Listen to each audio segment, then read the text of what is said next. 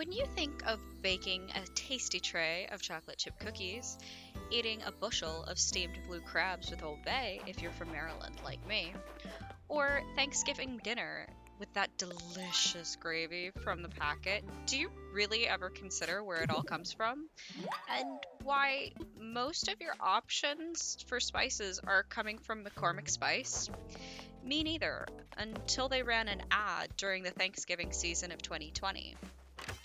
I am incredibly excited to share my deep dive with you all today because this has been a long time coming. The research was super fascinating to me.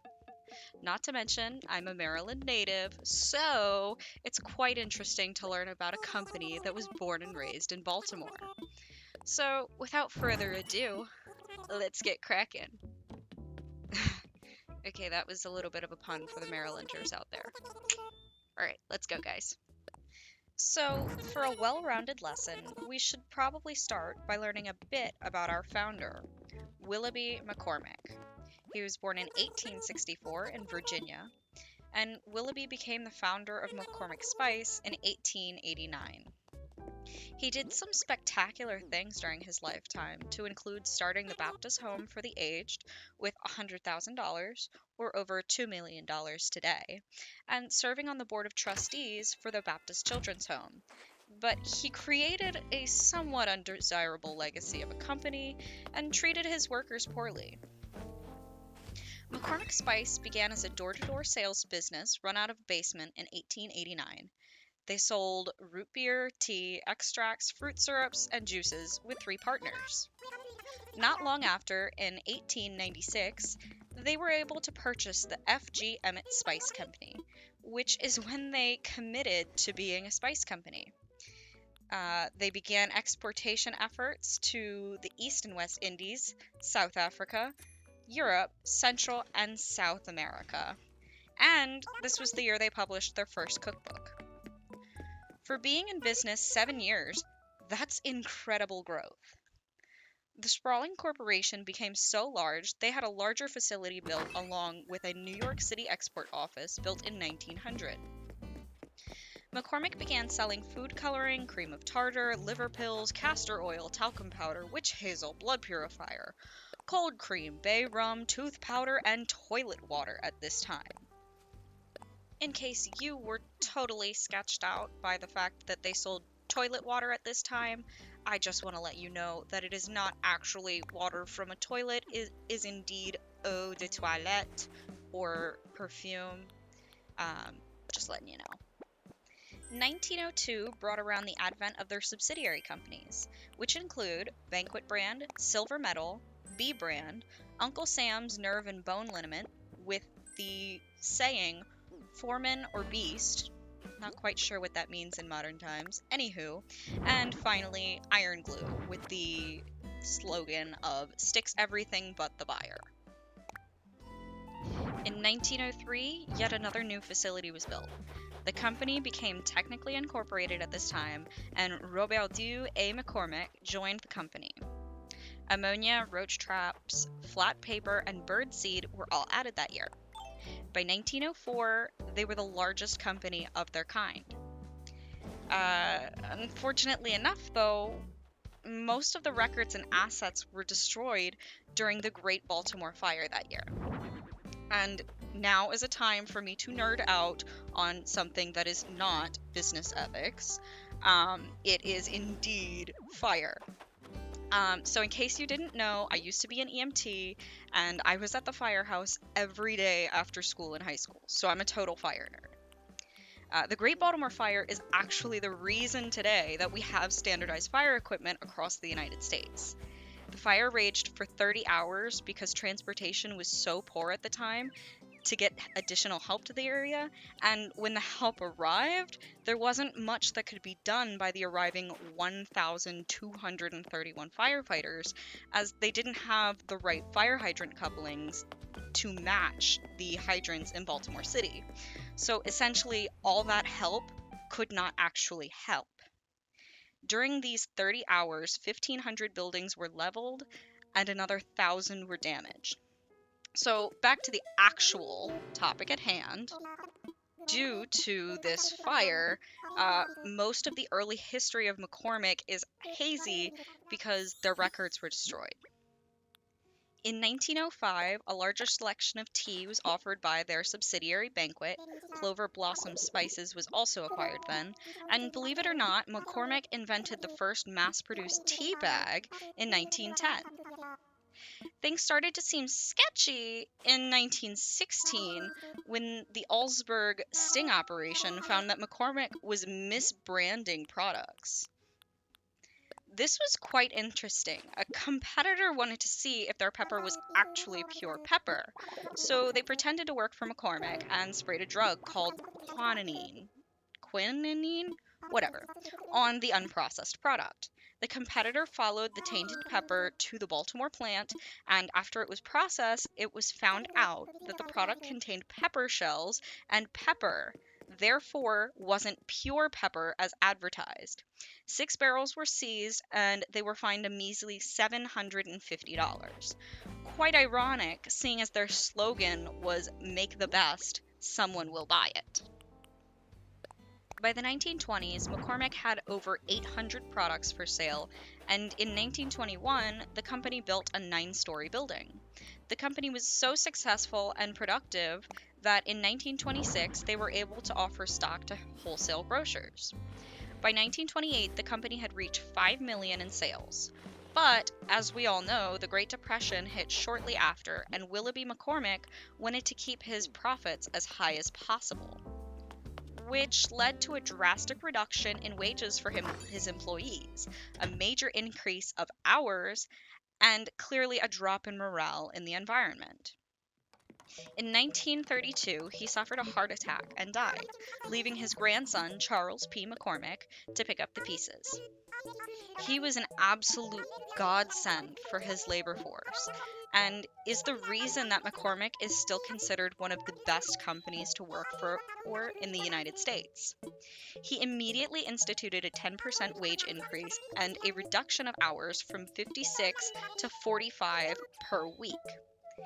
He had a strong belief that the workforce was the key to success and involved them at every turn to try to get their input, and created the multiple management strategy, which included regular meetings with staff of all levels in order to improve everything from production to distribution.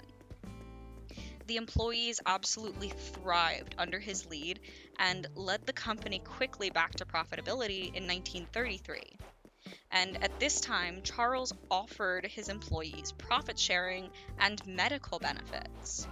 By 1938, over 2,000 ideas from employees had been used, including McCormickization, which is a method used to prevent flavor loss. Into the 1940s, in 1947, McCormick was able to purchase A. Schilling Co., which allowed their spread into the western side of the United States. That same year, they changed their slogan to "United to Serve the Nation's Good Taste," which, while I detest the nationalistic propaganda it promotes, it makes perfect sense since it was just after World War II, and I must admit, it's actually a little bit of a chuckle for me, since I like puns. In 1949, SYSU International Inc. in the Philippines began importing McCormick's goods in glass jars from the US.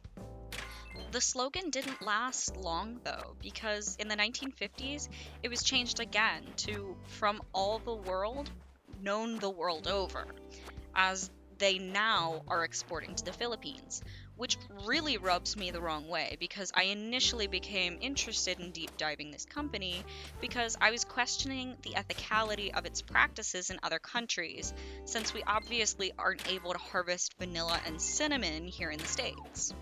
I find it quite revolting that a company can be this large and not consider, or willingly impoverish, the countries from which their expensive goods are coming from. And in 1956, McCormick makes SYSU its exclusive distributor in the Philippines. In 1959, the company unveiled a gourmet line of products, as well as took on the purchase of Gorman Eckert & Co., or Clubhouse Foods. The 1960s rolled around and they continued to buy up whatever they could, like Gilray Foods for their dehydrated onions, garlic, and veggies, Baker Extract Co., Tubed Chemicals Corp., in order to better package and more cheaply obtain materials. McCormick Company even created their own real estate venture called the Maryland Properties Incorporated to receive a better deal on their new plant, which is now the site of the current manufacturing building in Hunt Valley, Maryland, where you can smell whatever spice is being produced that day all around the town. Unfortunately, in 1970, our beloved Charles P. McCormick dies. But as we know from our lack of selection at the grocery store today, that did not stop the company from dominating the market. In 1976, SYSU becomes a licensed manufacturer of McCormick spices. Now, the 1980s were a very rough time for McCormick, as women were starting to heavily enter the corporate world, and they no longer had an interest in spending the time laboring over the stove to cook delicious meals with their spices. In 1985, they believed they could fix this problem with a new gourmet line of spices, a consumer education campaign on how to use the spices, and yet another new slogan: McCormick/Schilling Gourmet. Quite simply, the best spices on earth. This all failed miserably, and by the next year, the company was crumbling beneath them. Luckily, Charles P. Jr. was able to step up to the plate and save the day in 1987. He immediately sold the real estate company and all of the underperforming food divisions they had amassed over the past century. He also introduced sauce mixes, which was exactly what women of the time wanted. They felt like they could still keep house while going into the workforce by having quick meals with pre-prepared spice mixes they could whip up for themselves and their families. And in 1989, the first China plant was opened. In 1992, SYSU and McCormick started a joint venture, and it became McCormick Philippines Incorporated. And there was little change until 2017, by which time there were 2 plants in China, one in Shanghai for spices and herbs, and one in, I'm going to say this wrong, but Guangzhou for condiments, spices, and jams. They were also one of China's top 10 consumer brands at this time, and cool enough, they had a QR code to determine the origin and manufacturing information of the product. According to Esquire, not only are McCormick's products multiple origin, but they could be years old by the time you put them in your pantry. But this doesn't even take into account the quality of life for their harvesters, which until January of 2020 was barely considered when they put in their first sustainability project for black and red pepper, cinnamon, oregano, and vanilla, when they offered farmers health insurance and interest-free loans, which, despite some of the great things they may do for people in this country, is disgusting, as they're making $5.3 billion annually and clearly aren't compensating the people whom actually produce their products accordingly. Other companies to consider include Burlap and Barrel, which pays farmers fair wages and has better quality than McCormick. Additionally, I'm extremely excited to get my hands on some Diaspora Co. spices who prefer to focus on taste rather than scale, and try some of their single-source black pepper or other wonderful, fairly sourced products. All in all, I'm pretty mixed on McCormick. It's not as much of a train wreck as I expected it to be when I first dove into this. Plus, they make Old Bay, so I think my state might disown me if I hate on McCormick too hard. But they still have a long way to go for both giving their customers what they should be, fresh, delicious spices, and their farmers who deserve to be compensated far more than they are at the moment for their strenuous work. Thank you for listening. I hope you had fun learning with me, and I'll see you in the next video. Make sure to like, comment, and subscribe, and let me know what you want to hear from me next. Bye!